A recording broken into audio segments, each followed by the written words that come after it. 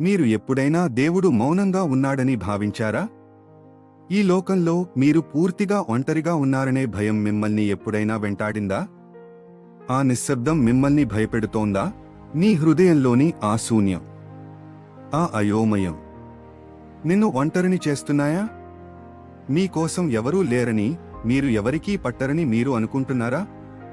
కానీ వినండి, పరిశుద్ధ గ్రంథం ఇలా సెలవిస్తోంది. ఒక స్త్రీ తన పసిబిడ్డను మరచునా? ఆమె మరచినను నేను నిన్ను మరువను.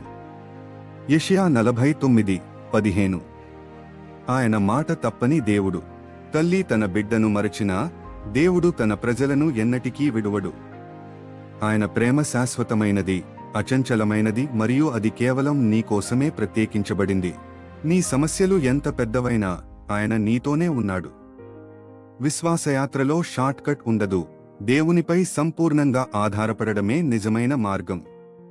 ఆయన నిన్ను విడువడు. ఈ సత్యాన్ని మీ హృదయంలో ఆలోచించండి. మీ జీవితాన్ని యేసు క్రీస్తు వైపు తిప్పండి. ఈ రోజే ఆయనను ఎన్నుకోండి. ఆయన మిమ్మల్ని ఎన్నడూ మరువడు. ఆమెన్.